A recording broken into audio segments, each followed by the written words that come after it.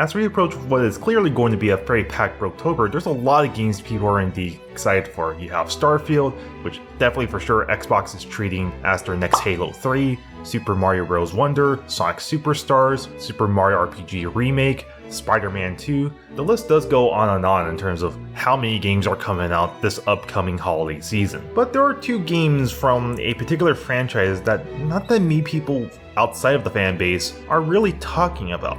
And that is of course Infinity Strash Dragon Quest The Adventures of Dai and Dragon Quest Monsters The Dark Prince. And I've mentioned before on this channel that I am indeed looking forward to these two games. Infinity Strash definitely looks like a nice little hack and slash game, while Dragon Quest Monsters The Dark Prince definitely looks like a nice turn-based game that seems to be a decent alternative to something like Pokemon. But unfortunately, you definitely hear nothing but crickets when these two games are brought up. And just to compare, when I heard people talk about how Sonic Superstars wasn't that hype and not that many people are talking about that game, but the fact is, there's more people talking about Sonic Superstars than the two Dragon Quest games. Yeah, for sure, it's definitely not positive when it comes down to a majority of the discussion, but having a discussion on a game in general is better than no one talking about the game at all. And to make this point clear, there's only been one person I've seen outside of the Dragon Quest community talking about this game, and that's Colin Moriarty from Last Stand Media. And he's the only person I've seen talk about this game and actually show some kind of excitement for this game. And then they are doing Adventures of Dai Infinity Strash, which looks great. That's September 28th. And that's pretty bad right there if there's only one person talking about this game outside of your community.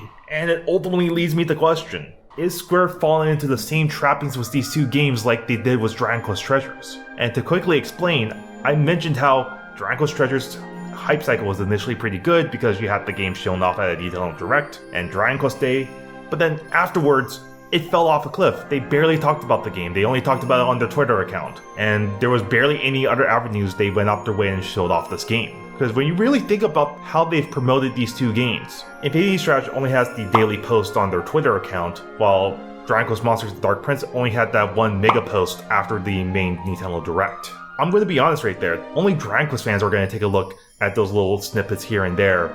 The general public's not going to look at those posts right there. They're not going to look at the tweets, they're not going to go on Square Enix's site. You need to show these games off to events with more eyeballs. Things like Summer's Games Fest, Gamescom, or hell, the Xbox Showcase, because I thought for a bit when Square Enix announced that Infinity Strash was coming to Xbox, and Xbox was actually tweeting about Dragon Quest, I thought this would have been a perfect opportunity to have another trailer ready to go for Infinity Strash at the Xbox Showcase. But unfortunately, it wasn't there. No show at all. And like I said, regarding these two Dragon Quest games, Square Enix chose to skip particular events like Summer's Game Fest and Gamescom. There's the possibility of Tokyo Game Show they'll show these games off more. But for Infinity Strash, Tokyo Game Show is definitely way too close because that's literally edging on the release date of Infinity Strash.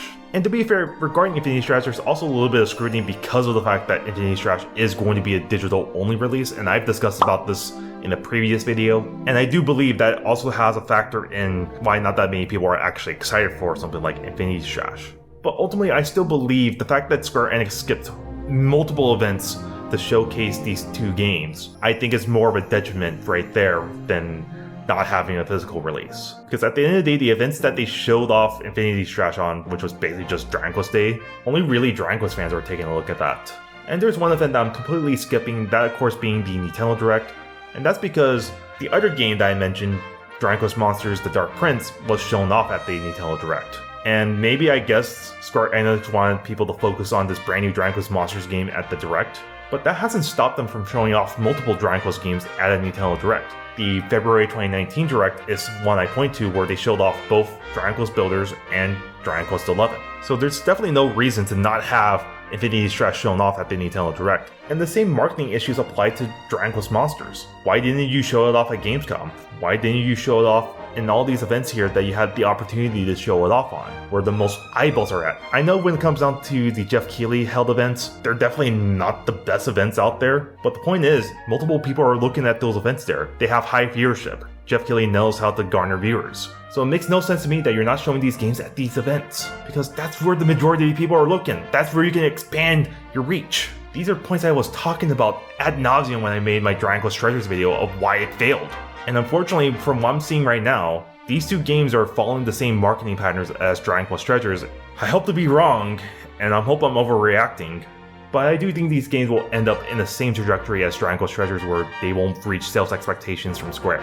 And that's unfortunate. I know this video has been pretty dour, but if you enjoyed this video, you should check out these videos here. I personally think you'll get a good kick out of those. See you guys on the next one. Take care.